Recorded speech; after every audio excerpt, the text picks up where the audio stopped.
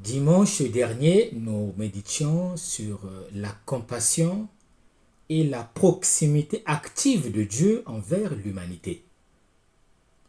En tant que communauté chrétienne, l'invitation était d'imiter l'attitude de Jésus et que Luc a exprimé de manière éloquente.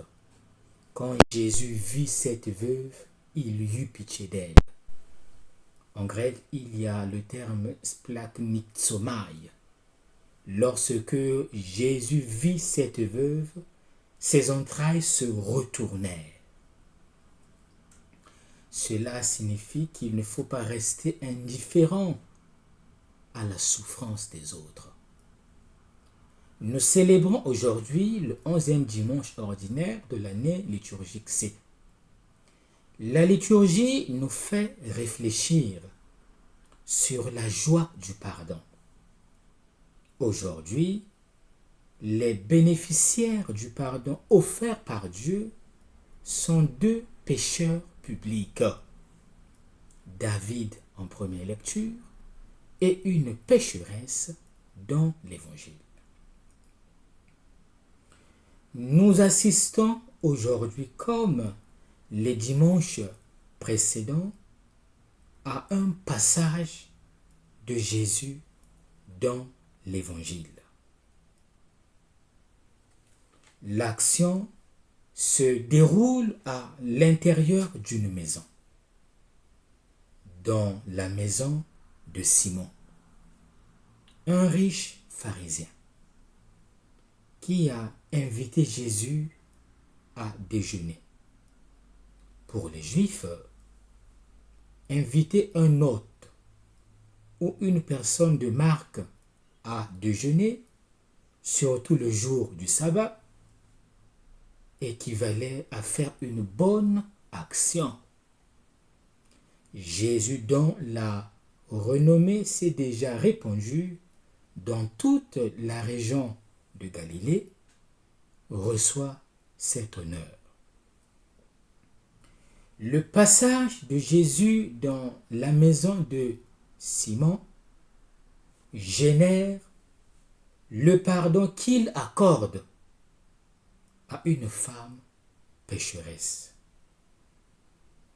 Son passage dans la salle du banquet démasque le péché et sa lumière illumine toute obscurité et toute ombre de mort. Là où Jésus passe, personne ne reste comme avant.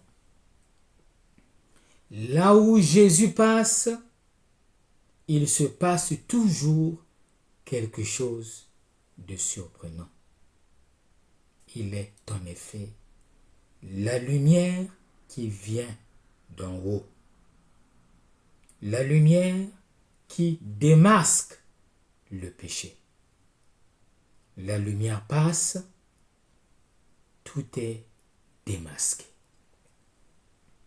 Jésus passe et avec lui on rencontre l'amour qui sauve. Jésus passe, tout change. Est-ce que le passage de Jésus dans notre vie a déjà changé quelque chose? Jésus passe donc, même pour nous.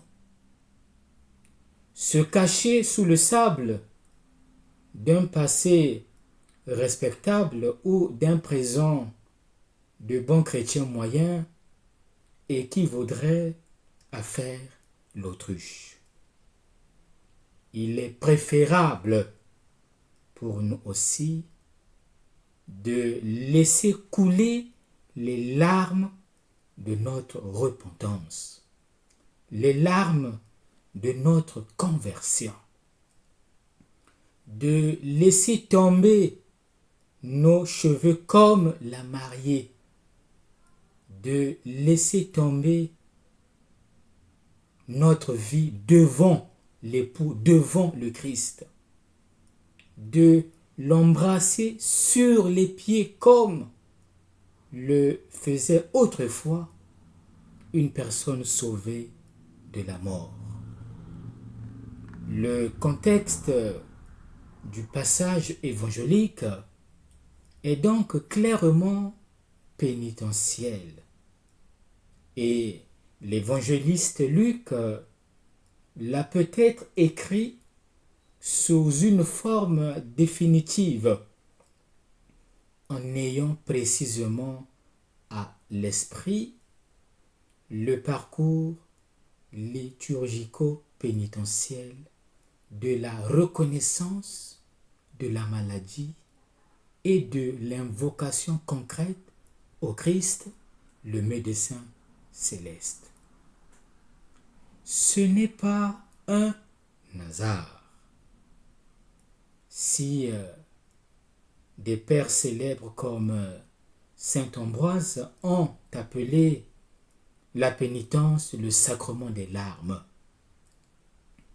Ce sont les larmes de la pécheresse de Luc chapitre 7, celles du fils perdu de Luc 15, celle de Pierre le renégat de Luc 22, verset 62, ou celle de Sainte Monique, mère de Saint Augustin, à qui un évêque africain avait dit: il n'est pas possible que le fils de tant de larmes soit perdu.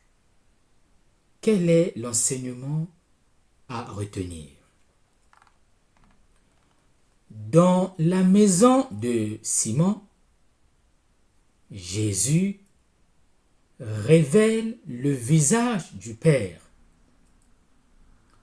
qui est toujours prêt à accueillir le pécheur et à pardonner si le pécheur témoigne par amour qu'il est revenu à Dieu, c'est-à-dire se confie à son amour miséricordieux.